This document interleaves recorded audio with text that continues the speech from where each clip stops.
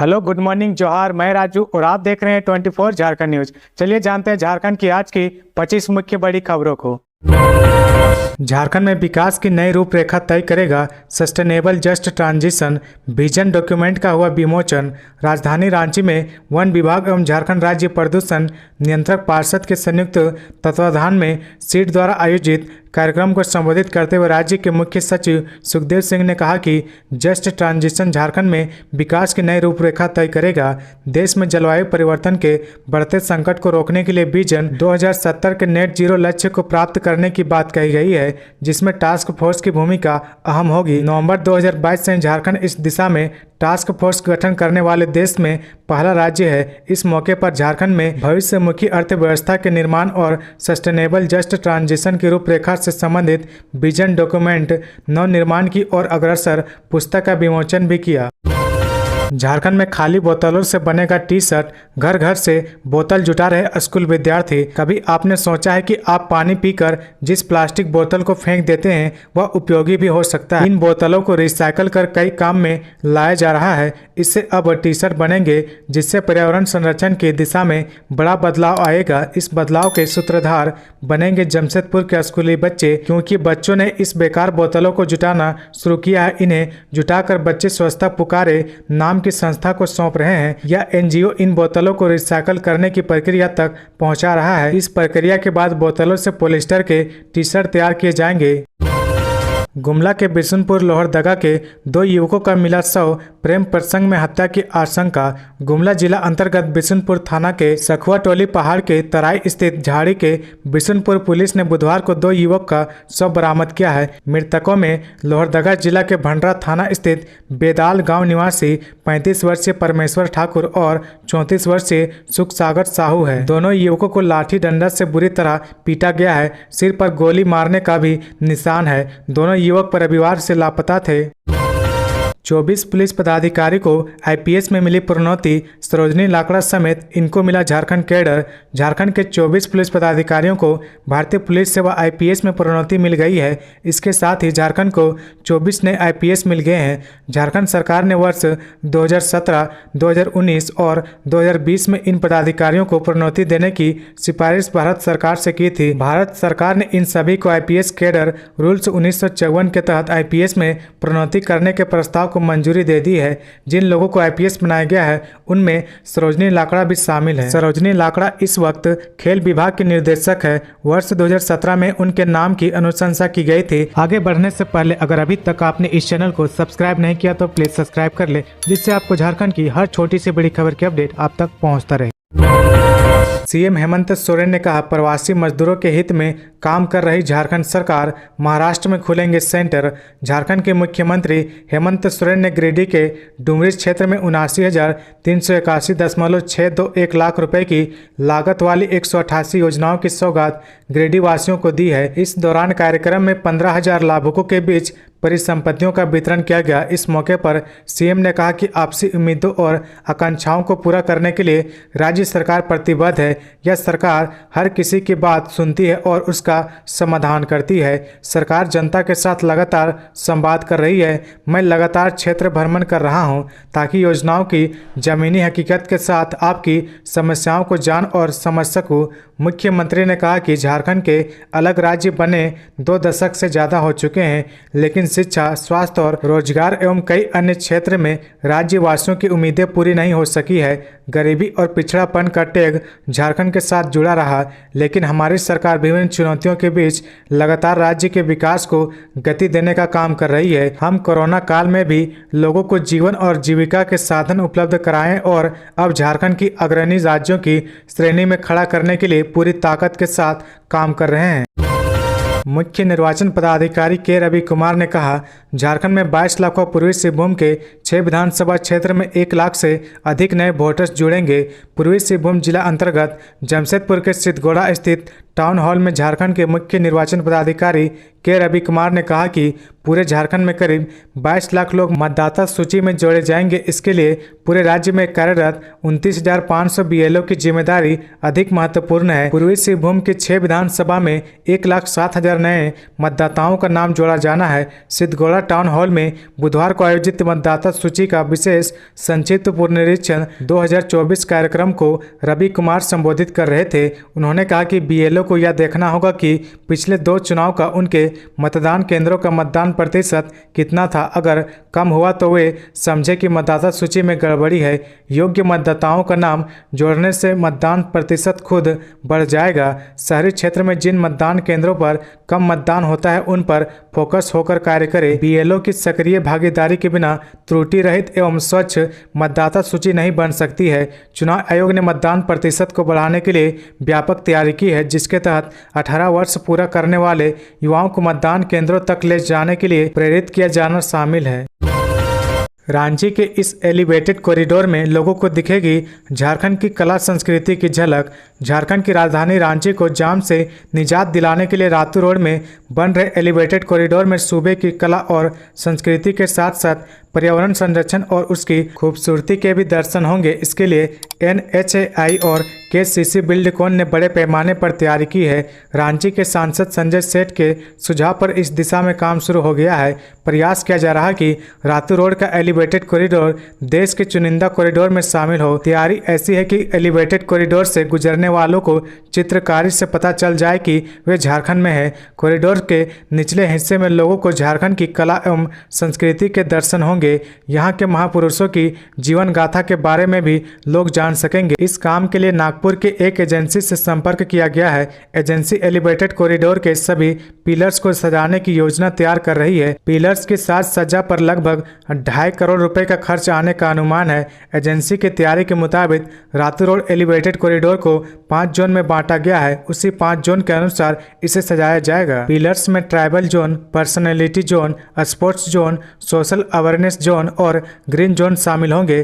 Personality zone में झारखंड के महापुरुषों भगवान बिरसा मुंडा, सिद्धू कान्हू, नीलांबर पीताम्बर, चांद भैरव सहित कई महापुरुष की जीवन गाथा के दर्शन होंगे। स्पोर्ट्स जोन में हॉकी, फुटबॉल, तीरंदाजी, ओलंपिक सहित अन्य खेलों से जुड़े झारखंड के खिलाड़ियों और उनकी उपलब्धियों को प्रदर्शित किया जाएगा।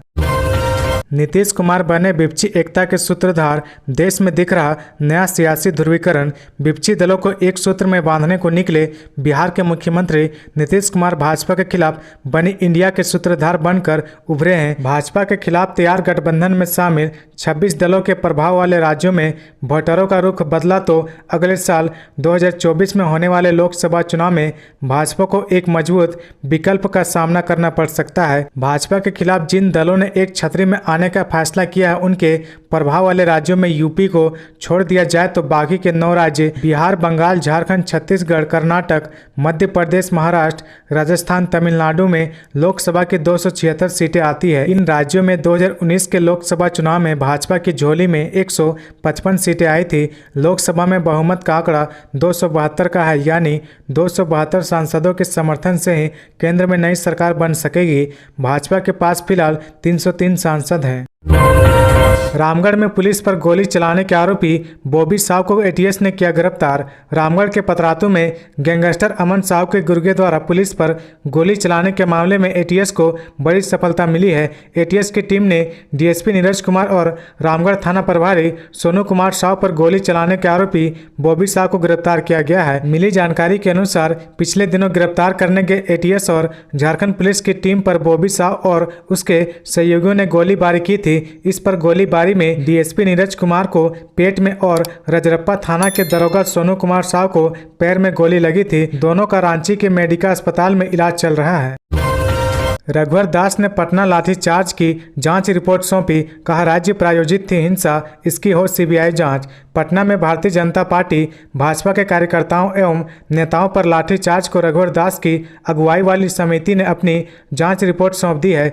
झारखंड के पूर्व मुख्यमंत्री सह भाजपा के राष्ट्रीय उपाध्यक्ष रघुवर दास ने लाठीचार्ज को राज्य प्रायोजित हिंसा करार दिया है। साथ ही उन्होंने मांग की इस हिंसा की केंद्रीय अन्वेषण ब्यूरो सीबीआई से जांच कराई जाए। रघुवर दास ने बुधवार को अपनी रिपोर्ट भाजपा के राष्ट्रीय अध्यक्ष जगत प्रकाश नड्डा को सौंपी है। नई दिल्ली में भाजपा के राष्ट्रीय अध्यक्ष को जो रिपोर्ट जांच कमेटी के संयोजक रघुवर दास ने सौंपी है, उसमें कहा गया है कि पटना में लोगों और कार्यकर्ताओं से बात करने के बाद एक चीज बिल्कुल स्पष्ट हो गई है कि उस दिन की घटना राज्य प्रायोजित हिंसा का हिस्सा था।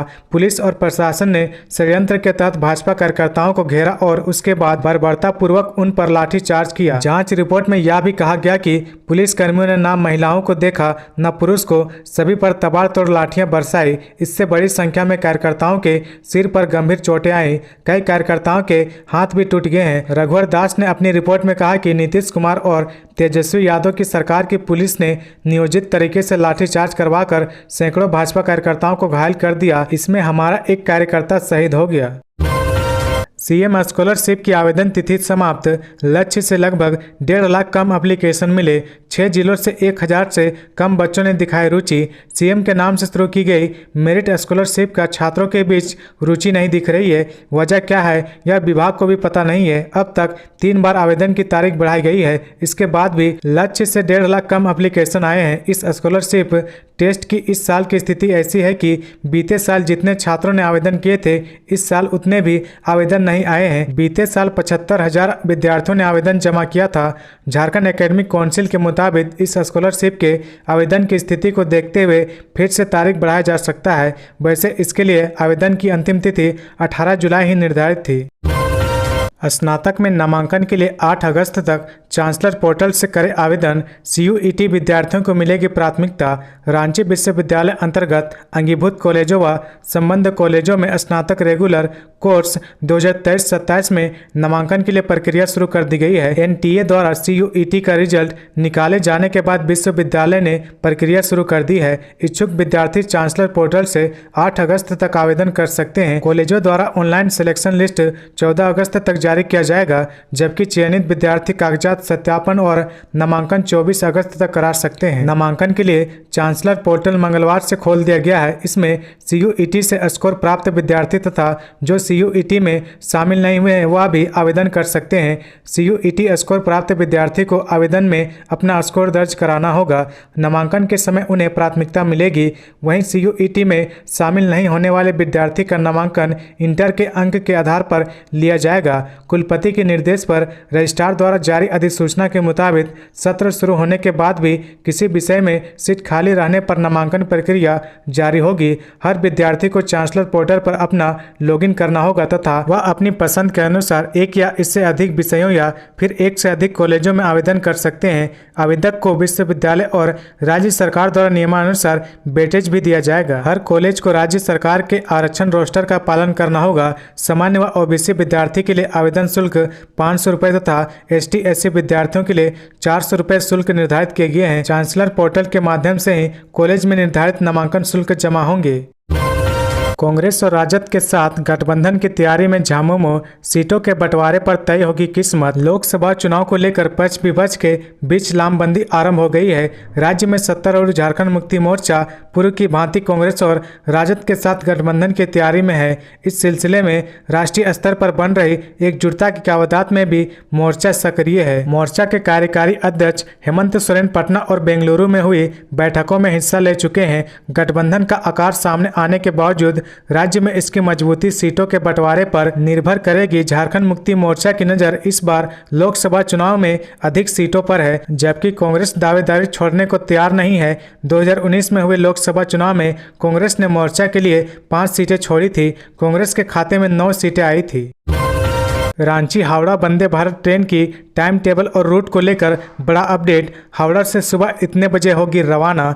रांची हावड़ा वंदे भारत ट्रेन जल्द ही चलेगी। इसके लिए रेलवे द्वारा समय सारणी व रूट को लेकर मंथन किया जा रहा है। रेलवे के अधिकारी ने बताया कि मंगलवार को दक्षिण पूर्व रेलवे मुख्यालय द्वारा रेलवे बोर्ड को रांची हावड़ा ट्रेन की नई समय सारणी भेजी गई है।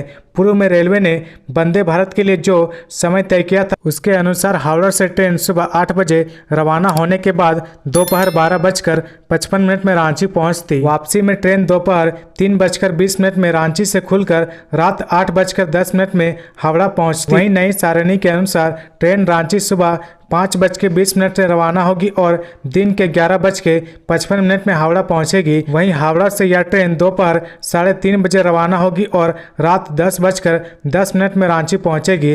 रांची से हावड़ा के बीच यह ट्रेन 6 घंटे 35 मिनट में सफर पूरा करेगी। अधिकारियों ने बताया कि ट्रेन किस मार्ग से चलेगी इसका विकल्प भेजा गया है।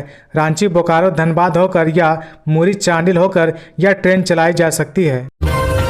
झारखंड में बेखौफ हुए अपराधी व्यापारियों को धमकी देकर करते हैं हमला।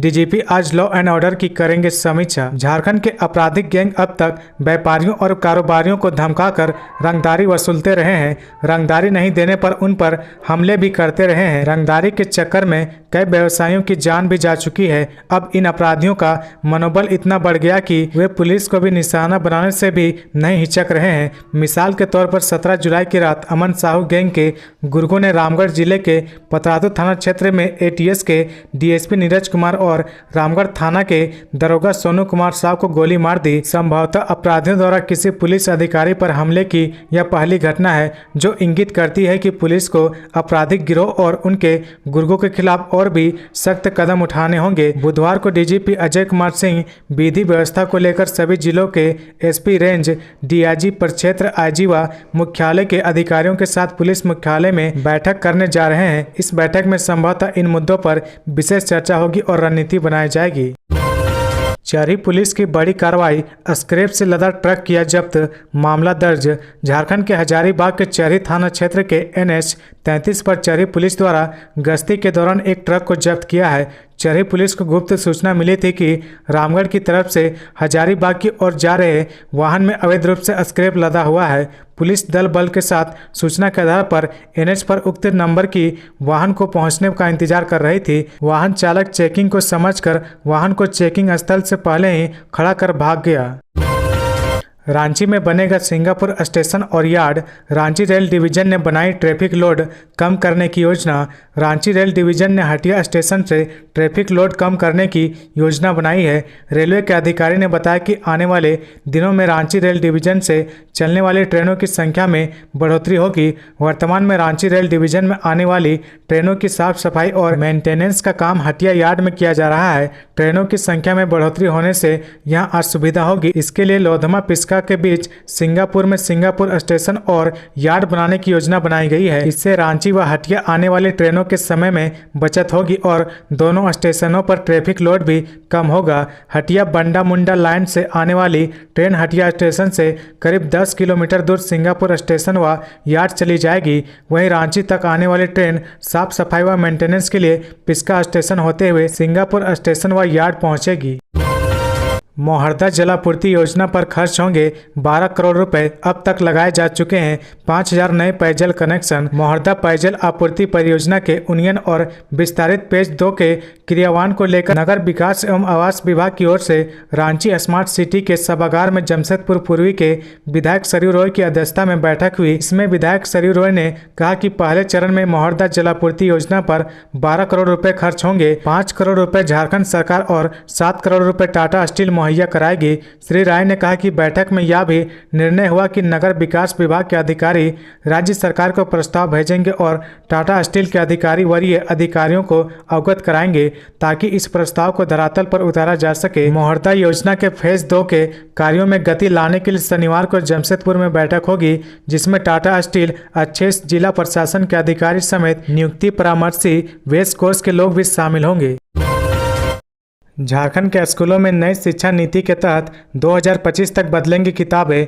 झारखंड के सरकारी स्कूलों में 2025 से नई शिक्षा नीति के अनुरूप कक्षाएं चलेंगी। इसमें इसी अनुसार पाठ्य पुस्तकें भी बदलेंगी। केंद्र सरकार अगस्त तक नेशनल फ्रेमवर्क जारी करेगी, जिसके बाद राज्य सरकार को भी इसी अनुरूप पाठ्यक्रम तैयार करना होगा।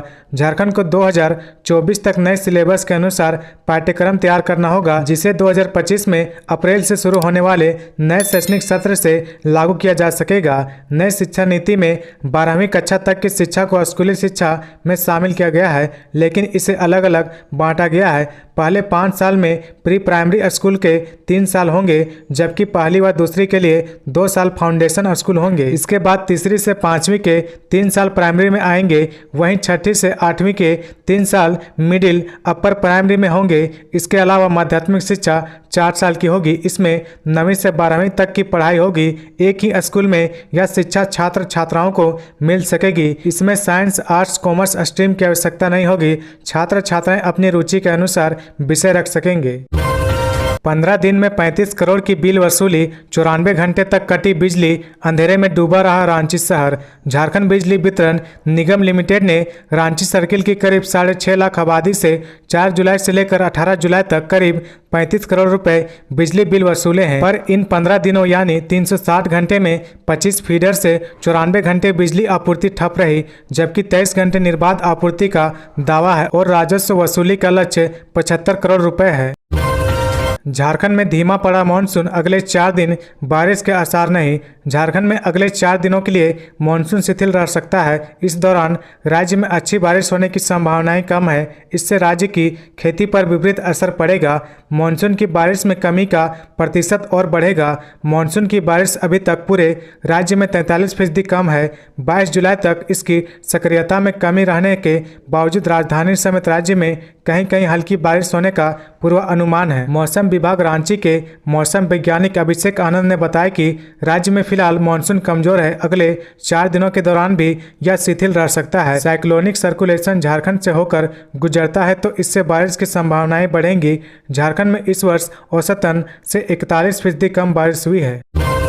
ईडी ने विष्णु अग्रवाल को 26 जुलाई को हाजिर होने के लिए भेजा समन। बीमारी की बात कहकर मांगा था 3 सप्ताह का समय। प्रवर्तन निदेशालय ने व्यवसायी विष्णु अग्रवाल को समन भेजकर 26 जुलाई को रांची स्थित क्षेत्रीय कार्यालय में पूछताछ के लिए हाजिर होने का निर्देश दिया है। दस्तावेज में जालसाजी कर जमीन की खरीद बिक्री के मामले में विष्णु अग्रवाल से पूछताछ होनी है। विष्णु अग्रवाल के खिलाफ यह चौथा समन है। ईडी ने तीसरे समन में 17 जुलाई को हाजिर होने का निर्देश दिया गया था, लेकिन हाजिर होने के बदले उन्होंने अपनी बीमारी का हवाला देते हुए 3 सप्ताह का समय मांगा था।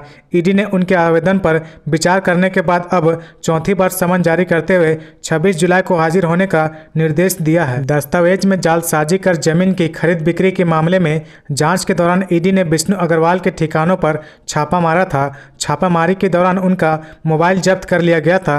मोबाइल सहित अन्य डिजिटल डिवाइस की जांच के दौरान ईडी को कई महत्वपूर्ण जानकारियां मिली थी।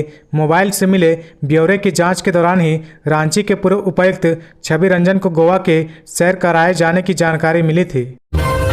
झारखंड विधानसभा में अवैध नियुक्ति मामले में हाईकोर्ट ने जताई नाराजगी।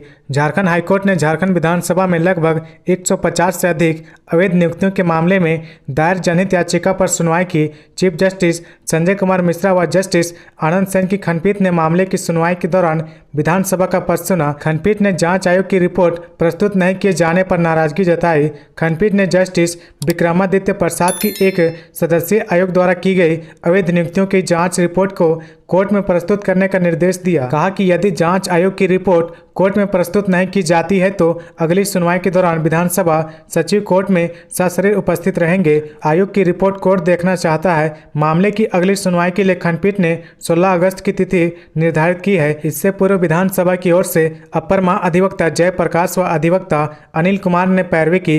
विधानसभा की ओर से शपथ पत्र दायर कर बताया गया कि जस्टिस विक्रमादित्य प्रसाद आयोग की रिपोर्ट फिलहाल जस्टिस एस.जे. मुखोपाध्याय की अध्यक्षता वाले आयोग के पास है, इसलिए प्रस्तुत नहीं किया जा सकता है। इस पर खंडपीठ ने कहा कि एस.जे. मुखोपाध्याय आयोग से जांच रिपोर्ट लेकर कोर्ट में प्रस्तुत की जाए।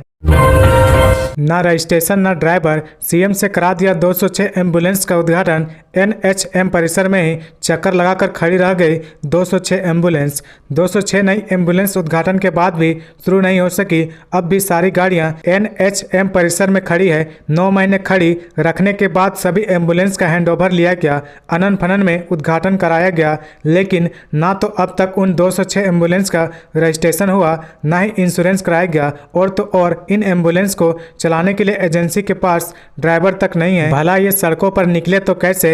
एनएचएम और स्वास्थ्य विभाग की कार्यशैली पर यह बड़ा सवाल है कि आखिर एम्बुलेंस सड़क पर उतारे जाने को तैयार नहीं थे, तो ऐसे में इनका उद्घाटन ही क्या जल्दबाजी थी। सीएम ने जैसे ही हरी झंडी दिखाई 10 एम्बुलेंस ने कतारबद्ध होकर एनएचएम परिसर के चक्कर लगाए और इसके बाद वापस खड़ी कर दी गई। बताते चले कि 5 जुलाई को ही मुख्यमंत्री हेमंत सोरेन के हाथों 226 नई एम्बुलेंस का उद्घाटन कराया गया था। धनबाद में जमीन खाली करने का नोटिस मिलने पर शहरवासियों में उबाल, बंद रहा सिंदरी बाजार। सिंदरी स्थित Fertilizer Corporation of India Limited की जमीन पर बसे लोगों को वहां से हटाने का नोटिस मिलने के बाद शहरवासियों उबल पड़े हैं। एफसीआईएल के प्रशासनिक भवन का घेराव किया और नोटिस वापस लेने की मांग की। विरोध में सिंदरी बाजार की दुकानें बंद रहीं, वहीं वाहनों का परिचालन भी ना के बराबर हुआ। शहर के निजी विद्यालय आदि भी बंद रहे। आंदोलन का नेतृत्व जनता श्रमिक संघ के संयुक्त महामंत्री लक्की सिंह कर रहे थे। बाद में 7 सदस्यीय प्रतिनिधिमंडल की कंपनी प्रबंधन से वार्ता हुई। इसके लिए फैसले के बारे में एफसीआईएल के संपदा अधिकारी देवदास अधिकारी ने लोगों को खुद बाहर आकर बताया। उन्होंने भीड़ को संबोधित करते हुए कहा कि नोटिस बढ़ जाने के बाद पीपी एक्ट के तहत कोर्ट की प्रक्रिया नहीं रोकी जा सकती है, लेकिन आगे किसी और को नोटिस जारी नहीं किया जाएगा। उन्होंने कहा कि फिलहाल कोर्ट की प्रक्रिया पहले की तरह जारी रहेगी। केस नंबर देकर कोर्ट से समय मांगा जा सकता है। तो ये थी आज की झारखंड की टॉप बड़ी खबरें। इसी तरह झारखंड की हर छोटी सी बड़ी खबर देखने के लिए आप हमारे चैनल 24 झारखंड न्यूज को सब्सक्राइब करके बेल आइकन प्रेस कर ले, जिससे आपको झारखंड की हर छोटी सी बड़ी खबर की अपडेट आप तक पहुंचता रहे। तो आज के लिए बस इतना ही। हमें दीजिए इजाजत, फिर मिलते हैं नेक्स्ट न्यूज में।